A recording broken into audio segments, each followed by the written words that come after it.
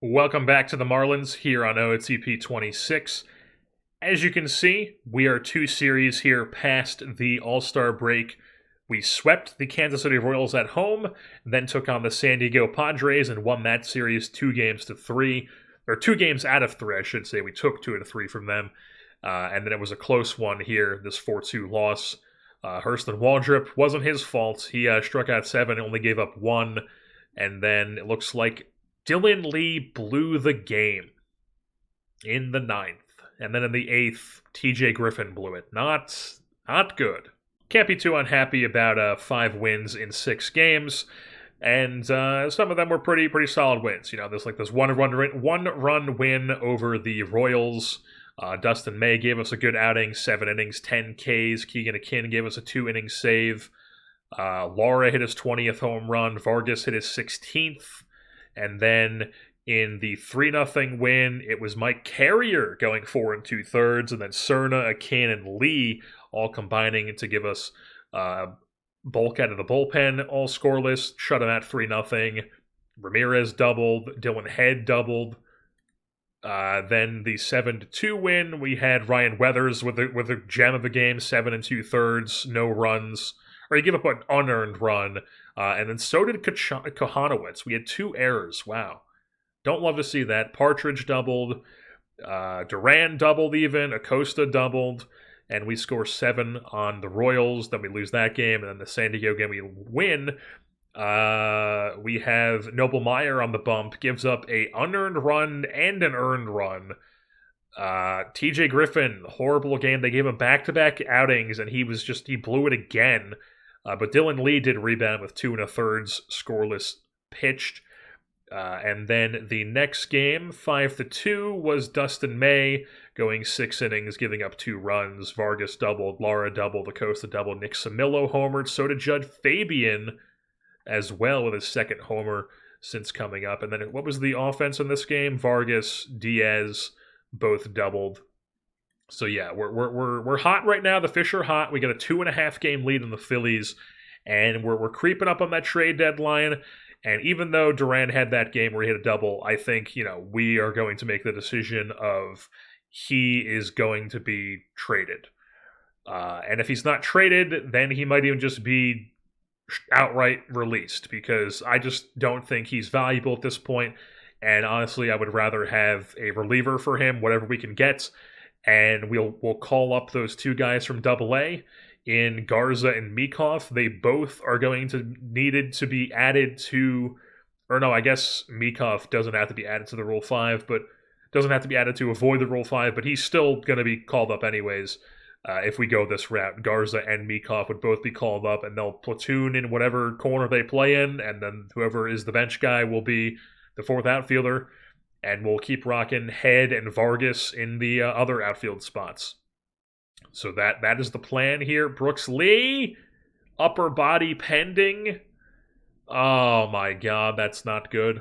Well, anyways, like I said, the plan is we're probably going to acquire a starter because Mike Carrier, he's been really unlucky with the ERA. The FIP has been really good. He's got a 3.14 FIP.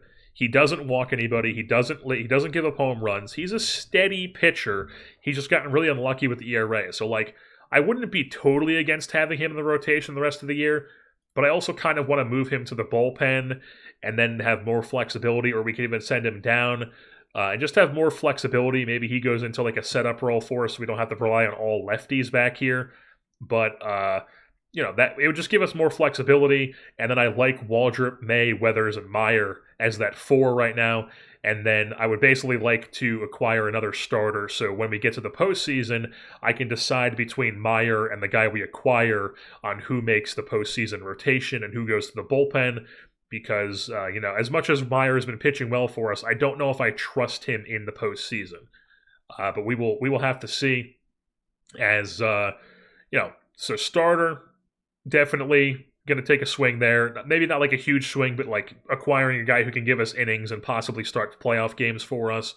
And then in the bullpen, maybe acquire a reliever, maybe from the Jarren Duran swap. We could possibly get a decent reliever who's kind of struggling, a struggle for struggle trade, and see if we can right the reliever and they can right Jarren Duran. And yeah, and then the left fielder situation, like I talked about, is probably going to be in-house with Mikov and Garza as the options there. Just, let the young guys cook in those positions. And yeah, I think it's mainly going to be pitching that we're looking for here at the deadline. So if we go ahead and take a look at the trading block, and I'm just curious, what are the hitters here? Is there like like Kyle Tucker's on the trade block doing, I guess he's been pretty good. Well, not pretty good. He's been like slightly above league average with the bat, and not really what you're paying $26 million to have, but he's been fine, I guess. Yeah, nothing is really standing out to me here as guys that like would move the needle for us that I would rather not have Garza or Mikov. So yeah, we are going. Oh, Connor Norby's on the block. He was good last year, not good this year. And we're gonna go pitchers. There's some decent arms here. Zach Wheeler is currently hurt. Not going to be trading for him. Corbin Burns is an expiring free agent we could go for. How are the D-backs doing? The Snakes, they're 9.5 back. They're 3 out of the wild card. So they're still in the mix. Kind of seems like a bit crazy for them to trade Burns, but like also he is expiring. Maybe they don't really have much faith. So, Burns, we might try to swing a deal for him. Spencer Strider's expiring. He's having a bad year. And the Astros they're very much in the mix. They're on the wild card right now. We're not going to trade for Spencer Strider. Whether they do it to a CPU team, they can do that, but we're not going to do that. Clase's on the block with the Angels. They signed him to a 2-year deal. We're not trying to pick up a 2-year deal. Zach Gallen is on the block. He's also on a 2-year deal. Is it like an option, perhaps? No. It's not the most expensive thing in the world, though. I like that he went home to South Jersey, though. He's probably living close to where he grew up, honestly. 42-year-old Jacob deGrom as ulnar nerve entrapment. He was he's okay this year, but, he's 42 and he's wrecked. Apparently, Ronnie Henriquez has turned into a decent starter. What has been? I guess he hasn't really pitched too much in the rotation, and yeah, he hasn't really pitched the rotation anywhere. But he's been a really good reliever in his time. We traded him to St. Louis. We didn't trade him. I think we just let him walk, didn't we? We non-tendered him. Yes, we non-tendered him because he had no options, and he's actually turned into a decent little player here.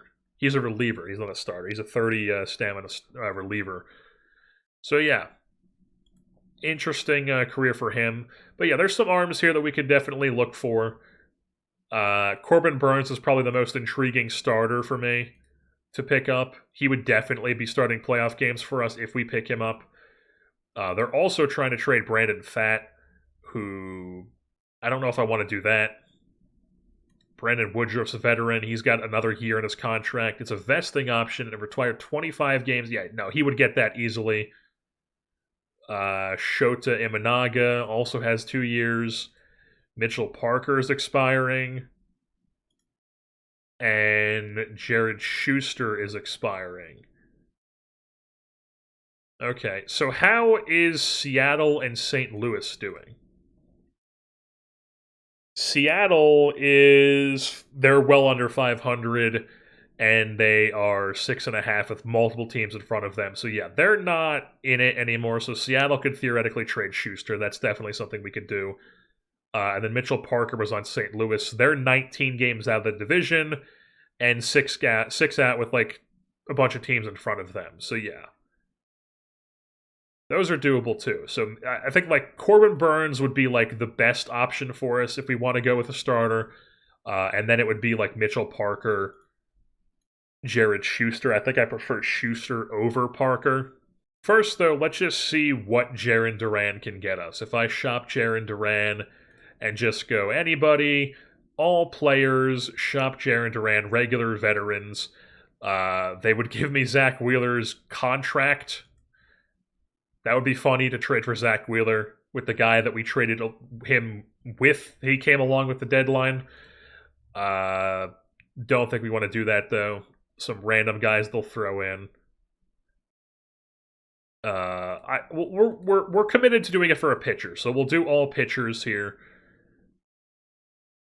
The Cubs are willing to give us like actual talent, like Will Sanders here, like a guy who's team controllable, who's given them 20 starts this year at like a high level. Like that's just no. Like Jared Duran's a bad outfielder, and this guy's actually been good for you. They're also trying to pawn off the Justin Steele contract to us. We're not doing that. Angel Cheville. I mean, he's actually developed quite a bit, and he's in AAA for them. Wow, they purchased him from Indie Ball with the Down East Bird Dogs. Interesting. He's been really good in AAA. He could be interesting, perhaps, but I don't know if we want to do that for Duran. We're not doing Bobby's contract. Woodruff, who has, he's the one with the vesting option that would absolutely hit. What if we just go all relievers? Andres Munoz, expiring contract Andres Munoz, who's having a good season, though. And they're in first place. We're not going to trade for the Cubs. No. It's not happening. Jacob Waters, I don't love his control from the Rays here. Yeah. So yeah, we might just like manufacture something on our own, like go relievers on the block here. Any of these guys having like down years? Ryan Walker's having a down year, but he's not an expiring contract. Though he's getting $9 million for next season. He's having a down year. He's having a down career swing. He left San Francisco. They traded him because he was not performing well for them. And then he was like okay, he was pretty good in 2029. Okay with the ERA, really good FIP. And then this year, not doing so hot for them. That could be interesting. Maybe committing to another year of Ryan Walker in our bullpen next season. That could be very interesting. Would we be able to do that, like Ryan Walker for Jarren Duran? Boom. Just immediately, they're like, yes.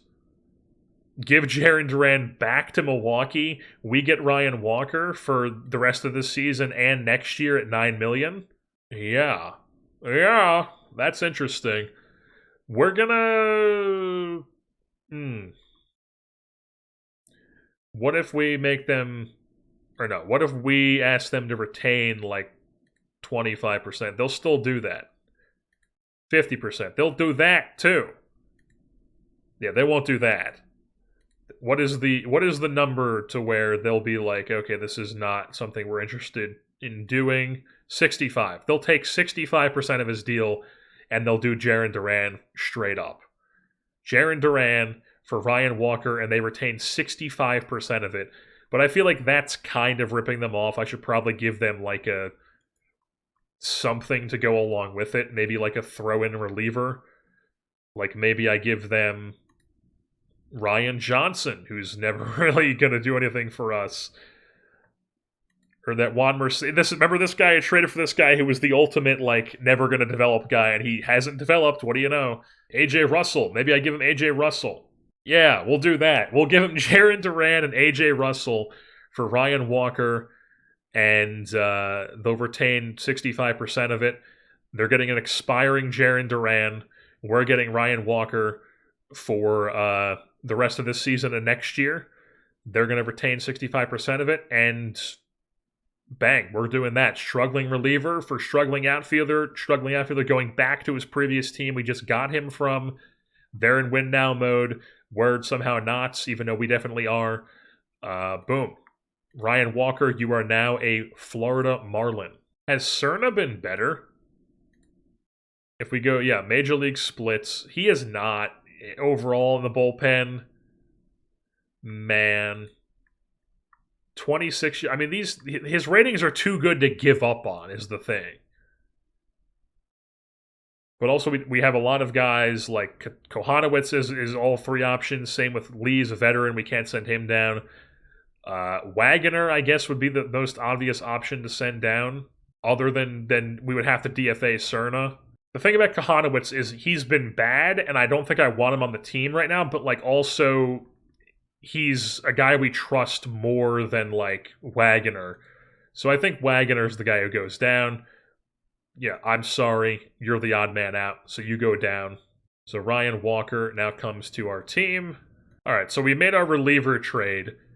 Now we can prioritize the starting pitcher we want to pick up, and that's either going to be Corbin Burns or Jared Schuster. And then Mitchell Parker would be like the third option. Hunter Brown is not expiring. Veteran Sean Manaea is still hanging out there, not interested in picking that up though. So what would Corbin Burns take? If we go Corbin Burns, he exercises his no trade clause. He doesn't want to come here. He's got a no trade clause and he doesn't want to come to a contending team. I guess he wants to. He is from Arizona, isn't he? No, he's not. I think he lives in Arizona. I think that was the storyline when he signed there, was that he lives in Arizona in the offseason because he's from California. But he might live in Arizona in the offseason, as, you know, so many players do. So Corbin Burns, not an option for us. And now it's going to be more of a toss-up whether the guy we trade for is in the rotation in the postseason. But I definitely prefer Jared Schuster. So we're going to try to go for him. And it's not going to take too much, because it's not like he's having a great year. What does their staff look like aside from Jared Schuster? I'm curious. Do they have like a better starter that they don't technically have listed on the block, but like Tarek Skubal, who would take a shit ton to get and is not an expire? Yeah, he would take an absolute fuck ton to get. Just an absolute ton. It would be fun. They are rebuilding. They are rebuilding. That it said that on their page. So yeah, like Schuster's the expiring arm in the rotation, so that's why they're trying to get rid of him. And I don't think we want to pay $45 million for Skubal. I mean, he still has been good, but the thing about it though is like he would be going from like one of the best parks to pitch in to our park. So would these numbers stay the same if he's pitching in Miami? Maybe, maybe not. Like this is definitely not real life Tarek Skubal at the moment. This is veteran. He's been there, done that Skubal. But he's still good. He's still really good. But it would take a shit ton to get. Like already they're just like, never mind. They would just be like, oh, we'll do it for Acosta. Who, like, sure, but like, I don't know. Committing $45 million to a guy when we're already pretty strapped, I don't think we're gonna do that. I think we're just gonna go for the buy low Schuster. Yeah, I don't think we want to commit to Tarek Skubal at the moment. So we'll just go Schuster. And we'll give them, like, we're going to give them Danny Escobar. This is a 22-year-old starter who's been pretty good in A-ball the past 2 years. He could turn into a solid starter. He's also fragile, so I'm totally fine giving up on a guy like this. Danny Escobar, we're going to trade him to the Mariners for an expiring Jared Schuster, who's going to come into our rotation and just steady the rotation the rest of the season. Self-explanatory. So Danny Escobar for Jared Schuster. We will add Escobar to the former fish list and complete the trade. Yeah, so now we go. Mike Carrier is going to go to the bullpen here, and we decide who we want to send down. Even though Joseph King has kind of been... Now, he's been really good as of late. We can't send him down. I mean, Cerna is just so obviously the option to send down. I think we're going to go with Kohanowitz. I think Kohanowitz is the guy we're going to go with. He's been better as of recently. I mean, he's been a lot better recently. Man. I mean, it's so obviously Cerna. It's so obviously him, but, like, it's just, we're giving up on a guy that we committed capital to. Like, is there, like, a low something trade we could commit to. Minor league signing guy. That's not totally outrageous. A guy they picked up for basically free. He's got options. He's never played in the bigs. We would not have to commit to him on the 40-man. So yeah, we're going to do that. We're going to go Eric Silva for Luis Serna. So we're already giving up on Serna. He's got no options. He's just the obvious man that has to come off the team. So we're going to trade Serna rather than DFA and risk losing him for nothing. And we're going to get Eric Silva in return as a reliever arm. Cody Funderburk, wow, he's still kicking around. We're also going to throw in Nick Zwack here, a 31-year-old, almost 32-year-old lefty guy who could maybe spot you some innings, also doesn't have to be committed to the 40-man at the moment, has never played in the big leagues. He's a 45-45, whatever. Just kind of throw him in his depth, get 2 arms out of Luis Serna, and we complete the trade. Boom. Luis Serna, it was nice knowing you, but you are no longer on the team. And now we are also going to go here with the bats, and we are just, Fabian's been decent as a lefty short side platoon guy, but, your upside is limited, so Fabian's going down to AAA, and we are going to make the call-up of Jorge Garza, has a 3-WAR, 127 WRC plus in AA, making the promotion straight to the big leagues. Boom. Jorge Garza, you are now in Florida. And then George Mikoff, the former first-round pick for us in 2027, you are going straight to the big leagues from AA. Bang. So here we have it. It is now Jorge Garza playing right field. Vargas shifts to left against righties. Mikoff becomes the backup. And then against lefties, it is Mikoff with Garza as the backup. And Brooks Lee currently has a pending injury. Hopefully it's not too serious. But we will see what it is when it happens, and we will react accordingly. Disaster avoided, folks. It was just bruised ribs, just a couple days. Nothing to worry about. No! Oh my god, man. That is an absolute disaster. Oh my god. 6 months, a ruptured tricep tendon.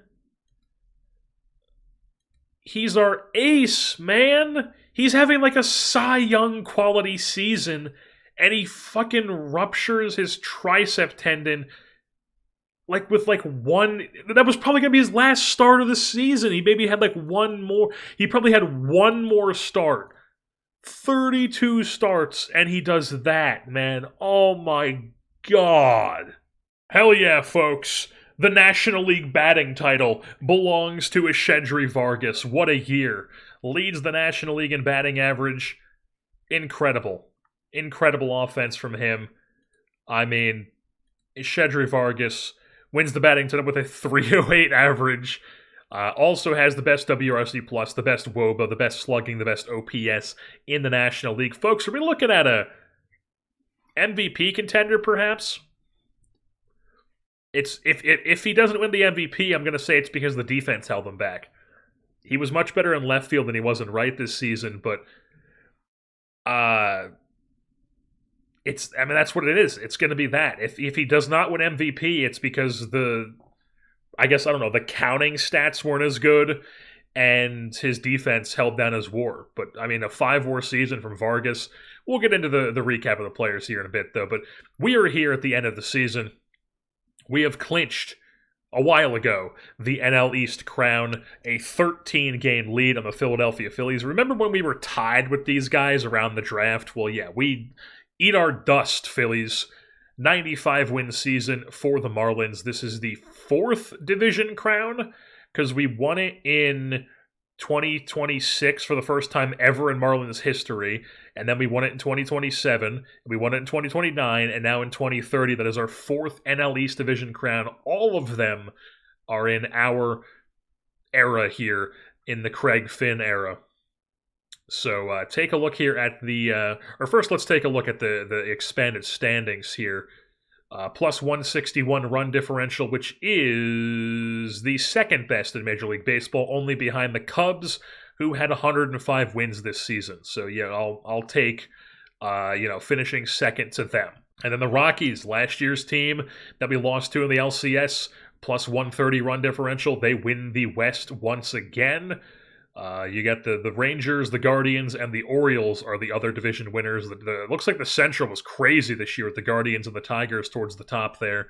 But taking a look at how we did this season on the team stats page, our one-run games and extra inning games, we still finished well below 500 on both of those, but even in 16 and 25 and one-run games, even with that, we still managed to win 95 games this year. So hopefully that doesn't come back to bite us. Hopefully we're not playing a bunch of one-run games in the postseason and we drop a bunch of those, but you can see here, really, really good down the stretch. 19-9, 17-9 in September. Just tore it up. Just really, really tore it up.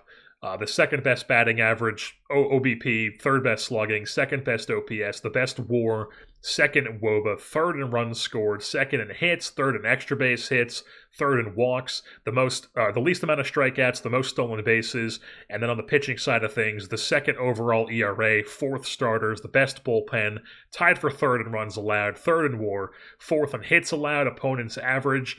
BABIP was still top 10. The least amount of home runs given up, the least amount of walks, or the second least amount of walks. We don't strike out a ton of people, and then the defense was still pretty suspect with the defensive efficiency, but the ZR did end up getting up into top 5. So it's not quite like 1 or 2 like we usually are, but we'll take top 5. This is still a damn good team, so I'm not going to complain too much about our defense slipping a little bit this year.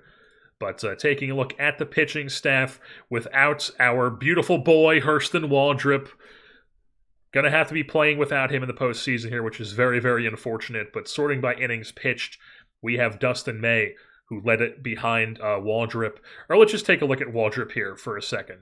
See how he did. 4.7 WAR, 6 R WAR, 146 ERA plus, 79 FIP minus, a 2.7 ERA, a 3.1 FIP. Leads the league in home runs per 9, a 24% strikeout rate, which was his career high in the bigs. The walk rate was fine. I mean, just like he could have won Cy Young. He still might win Cy Young, but just brutal, just absolutely brutal. That splitter was probably just doing filthy stuff to hitters this season.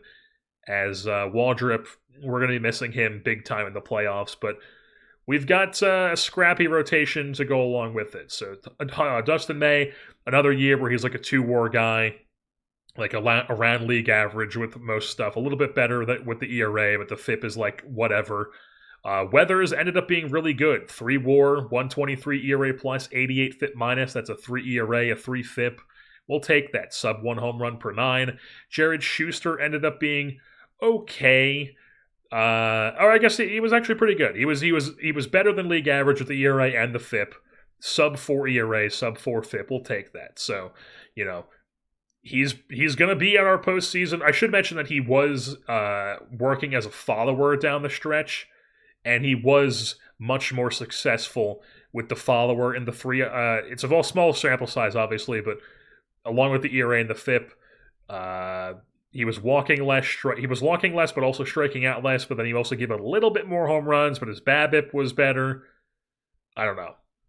We might do the follower for him, but it's going to be Weathers. It's going to be May. It's going to be Meyer, and then Carrier moved back to the rotation once Waldrop went down and got one more start. I want to say, if we look at his games. Yeah, I believe this was a multi-inning. Yeah, this was a save that he got. So, yeah, he got 1 start. He gave up 3 runs. We don't think he's going to be starting for us. So, the rotation in the playoffs is going to be some combination of Weathers, May, Schuster, and Meyer. And then Carrier was our 5th guy. So, yeah, Schuster was decent. Keegan Akin was really good in the bullpen for us once again. The most appearances in Major League Baseball at age 35. He was so good for us that we might bring him back next season at age 36 for another go of it, because he's just been such a good part of our bullpen here for the past 3 seasons. Noble Meyer ended up being really good. I kind of gave up on this guy, to be honest. You look at his numbers here. The past 2 seasons in Jacksonville, he kind of wasn't great. You're okay, starting mostly in 2020 or all in 2028, he was not great his first year in AAA. Then he goes last year between the rotation and the bullpen. He's not great, gives up a shit ton of home runs. And then this year, he was just dynamite through 9 games, and we needed a starter, so I called him up, and he was really good. 21 starts, 2 WAR, better than average ERA plus and FIP, a 3.2 ERA, a 3.5 FIP, a sub 1 home run per 9, a 26% strikeout rate. I mean, he was good. He was really good for us, so I don't know if that's sustainable, but it was good during his rookie campaign here in the big leagues. Joseph King ended up being up and down for us this season. He was struggling in March, had a good April, bad May, really good June and July, bad August, and then just a whatever September. Ryan Walker came over in that trade, and what do you know? He fixed something, and now he is looking like Ryan Walker again, striking at 30% of batters, walking around the same rate. His home run rate dipped from what it was in Milwaukee, and he's looking like a legit dude for us now. Did Jarren Duran do the same? He was a little bit better. He was a little bit better for them than he was for us. So, I guess win for both teams. Carlos Meza, he ended up being quite solid for us as a lefty out of the bullpen. Jack Kahanowitz, I think down the stretch he was much better in like a use less often role. Yeah, June, July, August he was really good. September, whatever, in 4 appearances. Mike Carrier, he once again was just really unlucky with the ERA, had a really high BABIP, but the FIP was really, really good. Does not walk people, does not give up home runs, so like long term, I like this guy a lot. But maybe he's just one of these guys who doesn't have a great ERA. It was probably also because of our defense this year, but we'll have to see how things play out. Also, he's from South Dakota. Don't know how many big leaguers all time have been from South Dakota, but there can't be very many. I know that Matt Strahm is from one of the Dakotas. I don't remember if it was North or South, but that's the only Dakota baseball player I am aware of, is Matt Strahm. TJ Griffin also was quite good for us in 50 2/3 innings. He was a very good reliever, good strikeout rate, good walk rate, good home run rate. We'll take that every day of the week from TJ Griffin, the lefty out of the University of Notre Dame. Dylan Lee, the veteran lefty, he was fine. He was pretty solid. The FIP was pretty good, I should say. The ERA was fine. We'll take it. We had 1 year of Dylan Lee. He filled his role.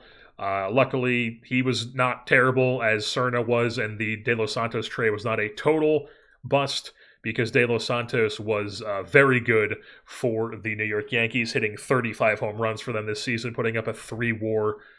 And then also, they played him at third base, and he was terrible defensively. So, they played him on the hot corner for whatever reason, but, offensively, very, very good for them.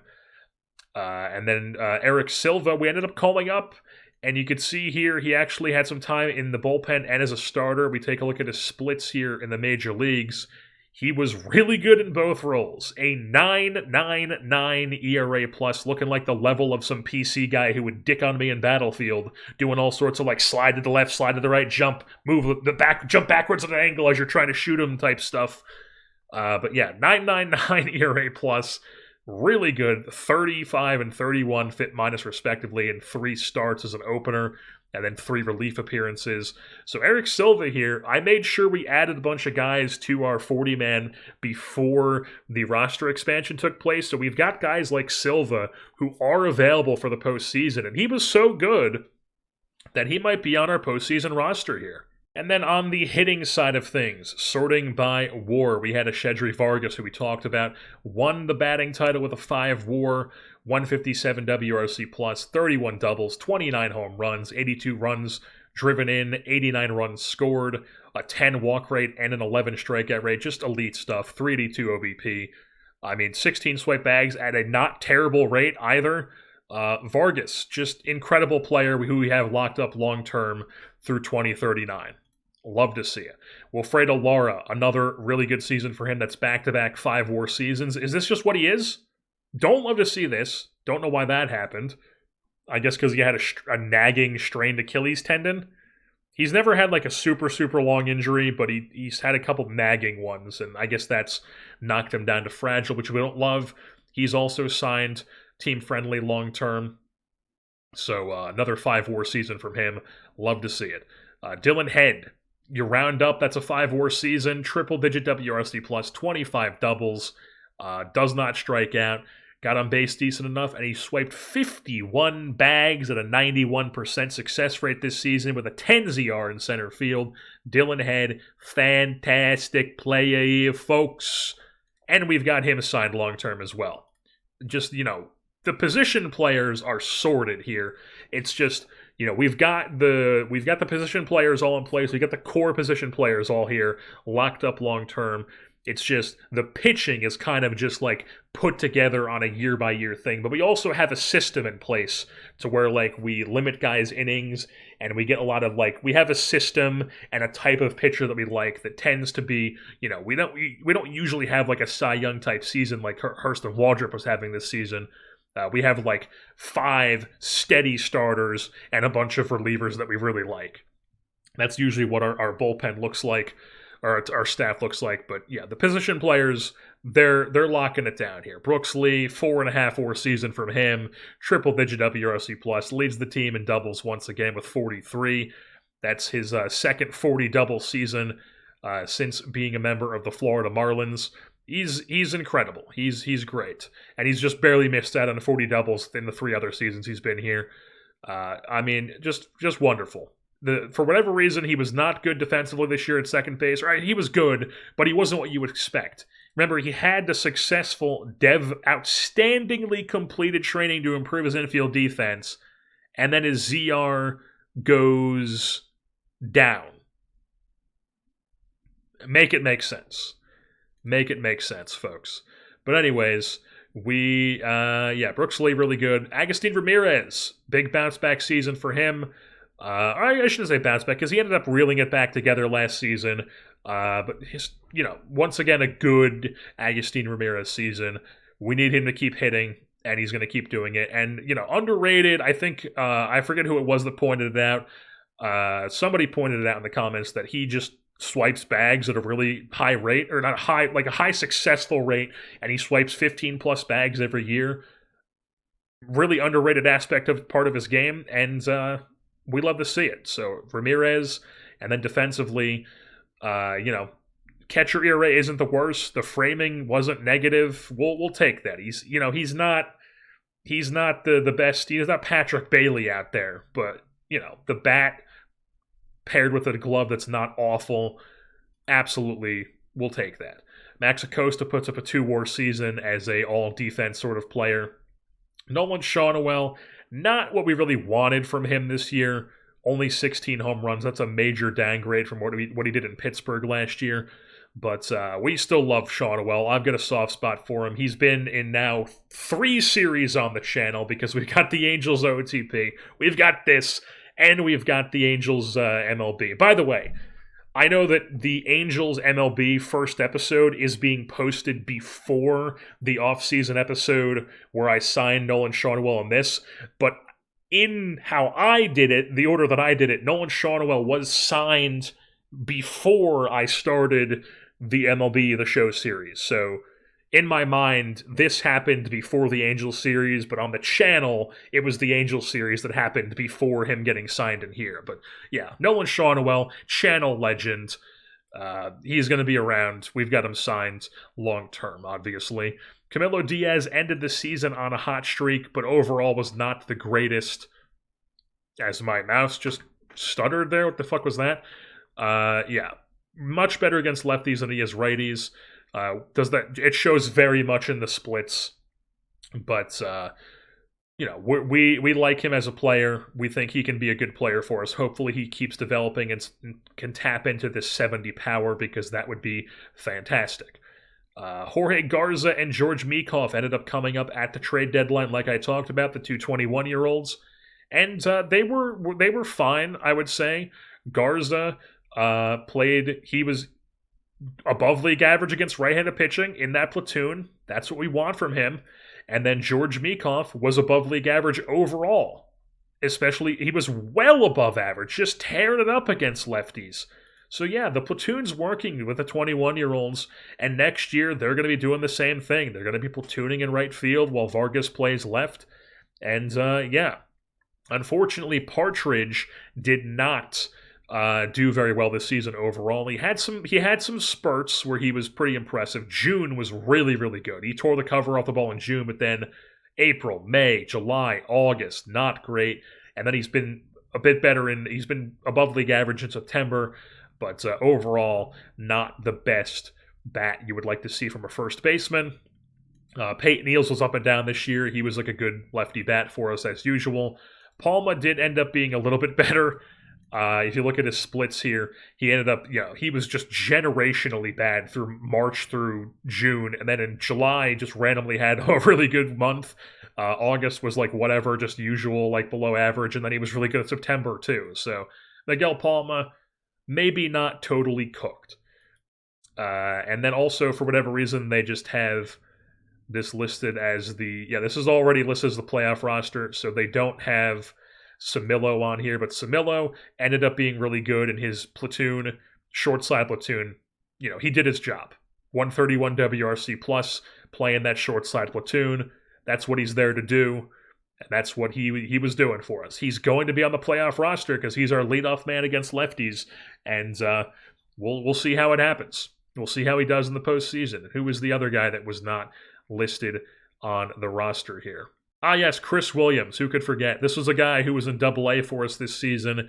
He was doing really well. He was in one of those late round relievers that we took out of college, UC San Diego, and he was doing really good in Double-A this year. And I decided to put him on the 40-man, and he got one appearance and did terribly. So just kind of threw him on the 40-man because he was one of the guys I was talking about. We had like 6 spots open, and I just wanted to throw some guys on there that we could be looking to have in our system here the next couple of seasons. He's one of these guys, so we added him to the roster.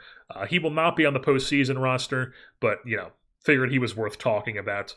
And then taking a look around the league at the leaders on the batting side of things, as we know, Shedrick Vargas tied for the batting average lead. I guess he probably had like a 308.9 and Laya had a 308.7 or something. So he just ekes out him for the batting title because he won the batting title and this guy did not, even though they both had 308s.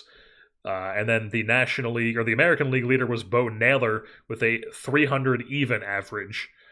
And then home run was Eric Batanti of Cleveland with 51 home runs and 145 runs driven in and a 594 slugging. That's one thing I should mention is the run environment. I floated the idea of once we get a few seasons into this, I would turn on what setting is it exactly? Here, I would turn on automatic evolution of the league, and then I would uncheck everything except for more or less offense, more or less pitching, because I wanted to keep playing in this run environment for at least the first few seasons. And my plan was maybe after like 10 seasons to change it, but I might start doing it like maybe this upcoming off season. We'll check on to where all this other stuff is checked off, and it's just the offense and pitching that's checked on. So we get some more fluctuations, and we don't end up in the same run environment at all times, where we have, the league leading batting average is 308, and we could end up in a year where the league leading batting average is 365 or something.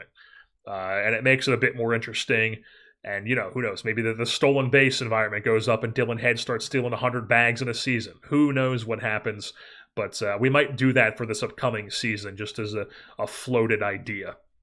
But then going back on with the batting leaders here, Vargas was second in OBP, only behind Derek Alcantara of the Chicago Cubs, the best team in Major League Baseball this season. Slugging percentage, Vargas was top 5 in there. He was top 2 in OPS, only behind Colt Keith of the Detroit Tigers, who's been very good in this consistently. Volpe leads the league in WAR. Hits was Charlie Condon of the Rockies. Stolen bases was Dylan Head. He's second behind Bryce Terang of the New York Mets now. Braxton Lee was second in doubles, only behind Charlie Condon of the Rockies. The man who tore us up in the postseason last year, Chang, had 11 triples to lead Major League Baseball.